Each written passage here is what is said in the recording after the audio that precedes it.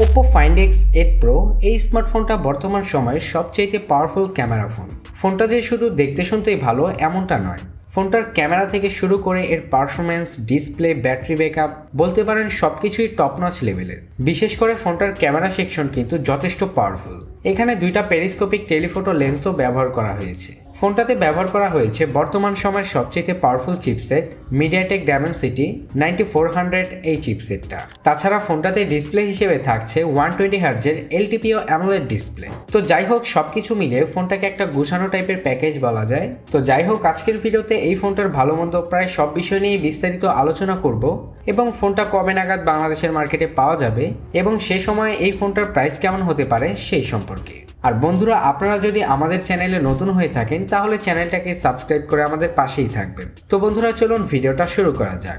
শুরুতেই ফোনটার ডিজাইন এবং এর বিল্ড কোয়ালিটি নিয়ে কথা বলা যাক। ফোনটা দেখতে কিন্তু যথেষ্ট সুন্দর, এমনকি ফোনটা দেখতে প্রিমিয়ামও মনে হয়। দেখলেই বোঝা যায় যে এটা একটা ফ্ল্যাগশিপ ফোন। ফোনটার বডি ফ্রেম অ্যালুমিনিয়ামের তৈরি এবং রেয়ার প্যানেলে ব্যবহার করা হয়েছে গ্লাস, যেটাকে প্রোটেকশন করছে Corning Gorilla Glass 7i। Overall ফোনটার বিল্ড কোয়ালিটিও কিন্তু যথেষ্ট ভালো। তাছাড়া ফোনটার রেয়ার প্যানেলে ক্যামেরা মডিউলের পাশেই রয়েছে হ্যাসেলব্লেডের ব্র্যান্ডিং। তাছাড়া ফোনটার ক্যামেরা মডিউল কিন্তু বেশ বড়। এক কথায় বলতে গেলে ফোনটার ডিজাইন এবং এর বিল্ড কোয়ালিটি যথেষ্ট ভালো। ফোনটার ইন হ্যান্ড ফিল নিয়ে যদি বলতে যাই, ফোনটার ওয়েট হচ্ছে 215 গ্রাম এবং এর থিকনেস হচ্ছে 8.2 মিলিমিটার, যার কারণে বলা যায় ফোনটাকে যখন আপনারা এক হাতে ব্যবহার করবেন তখন কিন্তু একটু ভারী ভারী ফিল পেতেই পারেন। আর তাছাড়া ফোনটাকে 3টা কালার ভেরিয়েন্টে লঞ্চ করা হয়েছে, পার্ল হোয়াইট, স্পেস ব্ল্যাক এবং ব্লু। আর তাছাড়া ফোনটার বিল্ড কোয়ালিটিকে আরও ইমপ্রুভ করার জন্য ফোনটাতে রয়েছে IP68 এবং IP69 এর রেটিং, যার ফলে ফোনটা বৃষ্টি এবং ধুলাবালির হাত থেকে বেশ সুরক্ষিত থাকবে। এমনকি এই ফোনটা 1.5 মিটার পানির গভীরে 30 মিনিটের জন্য থাকতেও পারবে, সেক্ষেত্রে কোনো প্রকার অসুবিধা হবে না। তারপর ফোনটার পোর্টস অ্যান্ড বাটন নিয়ে কথা বলতে গেলে ফোনটার রাইট সাইডটিতে রয়েছে পাওয়ার বাটন, ভলিউম রকার এবং কুইক বাটন, যেটা ব্যবহার করা হয়েছে আইফোনের থেকে ইন্সপায়ার হয়ে। এই বাটনটা দিয়ে আপনারা ইনস্ট্যান্টলি ক্যামেরা ওপেন করতে পারবেন এবং ছবি তুলতে পারবেন, এমনকি আপনারা চাইলে ভিডিও করতে পারবেন।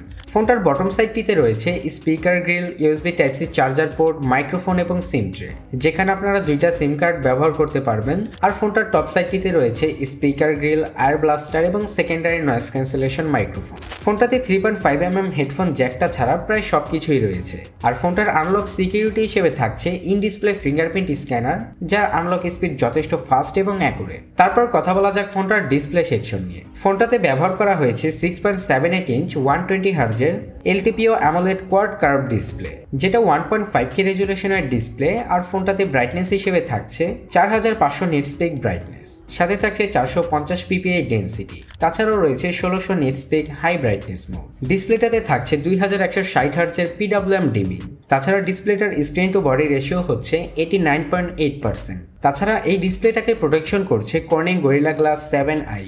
একটা ডিসপ্লেকে ভালো হওয়ার জন্য যা যা প্রয়োজন এই ডিসপ্লেটিতে তার সবকিছুই রয়েছে, যেমন 1 বিলিয়ন কালার সাপোর্ট, HDR10+ এর সাপোর্ট, ডলবি ভিশনের সাপোর্ট, বলতে পারেন প্রায় সবকিছুরই সাপোর্ট রয়েছে এই ফোনটাতে, যার কারণে কন্টেন্ট ফর ভিডিও ওয়াচিং এর ক্ষেত্রে ফোনটা থেকে আপনারা যথেষ্ট ভালো পারফরমেন্স পাবেন। সত্যি খুবই ভালো পারফরমেন্স পাবেন। ফোনটা থেকে আপনারা যখন কন্টেন্ট ফর ভিডিও ওয়াচিং করবেন তখন কিন্তু ভিডিওর কালার অ্যাকুরেন্সি, শার্পনেস, ডিটেল সবকিছুই টপ নচ লেভেলের পাবেন। আর ফোনটার সাউন্ড কোয়ালিটি কিন্তু যথেষ্ট ভালো, যেহেতু এখানে ব্যবহার করা হয়েছে ডুয়েল স্টেরিও স্পিকার, যার কারণে কন্টেন্ট ফর ভিডিও ওয়াচিং এর ক্ষেত্রে কোনো প্রকার সাউন্ড কোয়ালিটি নিয়ে অসুবিধা হবে না। এখানে ফোনটার সাউন্ড কোয়ালিটি যথেষ্ট লাউড অ্যান্ড ক্লিয়ার। ফোনটার চিন ভেজেল নিয়ে যদি কথা বলতে যাই, এখানে চিন ভেজেল যথেষ্ট ন্যারো করা হয়েছে, যার কারণে ডিসপ্লেটাকে দেখতে ভালো লাগে। আর তাছাড়া ফোনটাকে যখন আপনারা আউটডোরে ব্যবহার করবেন তখন কিন্তু এর ভিজিবিলিটি নিয়ে কোনো প্রকার অসুবিধা হবে না। এখানে ব্যবহার করা হয়েছে 4500 নিটস পিক ব্রাইটনেস, যার কারণে আপনারা ডিরেক্ট সানলাইটেও ফোনটাকে ব্যবহার করলে কোনো প্রকার অসুবিধা হবে না। ওভারঅল ফোনটার ডিসপ্লেকে ভালোই বলা যায়।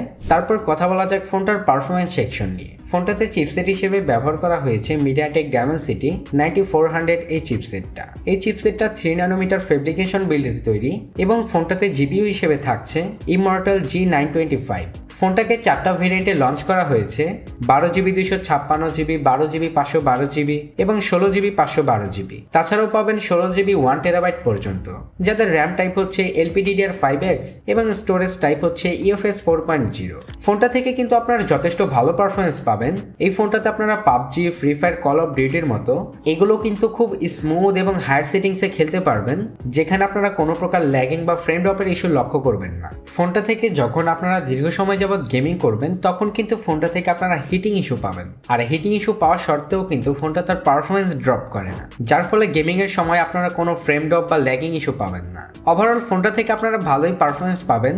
আর এই চিপসেটটাকে পাওয়ার আপ করতে ফোনটাতে রয়েছে 5910 mAh এর ব্যাটারি এবং সাথে থাকছে 80 ওয়াটের সুপার ফাস্ট চার্জার। তাছাড়াও পেয়ে যাবেন 50 ওয়াটের ওয়্যারলেস চার্জিং সিস্টেম এবং 10 ওয়াটের রিভার্স চার্জিং সিস্টেম। ফোনটা থেকে আপনারা মোটামুটি 1.5 দিনের মতো ব্যাটারি ব্যাকআপ পেয়ে যাবেন। তারপর কথা বলা যাক ফোনটার অপারেটিং সিস্টেম নিয়ে। ফোনটার অপারেটিং সিস্টেম হিসেবে থাকছে অ্যান্ড্রয়েড 15 এবং ব্যাকএন্ডে থাকছে ColorOS 15। ফোনটা থেকে আপনারা 5 বছরের মেজর আপডেট এবং 6 বছরের সিকিউরিটি আপডেট পেয়ে যাবেন। ফোনটাতে আপনারা খুবই নিট অ্যান্ড ক্লিন একটা ইউআই পেয়ে যাবেন, যেটার পারফরমেন্স কিন্তু খুবই ভালো। তারপরে কথা বলা যাক ফোনটার সবচাইতে হাইলাইটেড পয়েন্ট এর ক্যামেরা সেকশন নিয়ে। ফোনটাতে যতগুলো ক্যামেরা ব্যবহার করা হয়েছে তার সবগুলোই 50 মেগাপিক্সেলের। যেমন ফোনটার মেন সেন্সর হিসেবে থাকছে 50 মেগাপিক্সেলের সনি LYT-808 এই সেন্সর। এখানে আপনারা পেয়ে যাবেন OIS। তার পাশাপাশি পেয়ে যাবেন 50 মেগাপিক্সেলের 3x পেরিস্কোপিক টেলিফোটো লেন্স, যেটি মূলত সনি LYT-600 এই সেন্সর। তাছাড়াও রয়েছে 50 মেগাপিক্সেলের 6x পেরিস্কোপিক টেলিফোটো লেন্স 858 এই সেন্সর। আর সর্বশেষ পেয়ে যাবেন 50 মেগাপিক্সেলের একটি আলট্রাওয়াইড সেন্সর, যেটা মূলত স্যামসাং এর সেন্সর স্যামসাং JN5। আর ফোনটার সেলফি ক্যামেরা হিসেবে থাকছে 32 মেগাপিক্সেলের একটি সেলফি ক্যামেরা। ফোনটা থেকে আপনারা ডে লাইট কন্ডিশনে বেশ ভালোই ছবি তুলতে পারবেন, যার কোয়ালিটি যথেষ্ট ভালো। এখানে ছবিগুলোর colour অ্যাকুরেন্সি, sharpness, detail, dynamic range, age detection প্রায় সবকিছুই ভালো। ফোনটা থেকে তোলা বেশ কয়েকটা ছবি স্ক্রিনে দেওয়া হলো।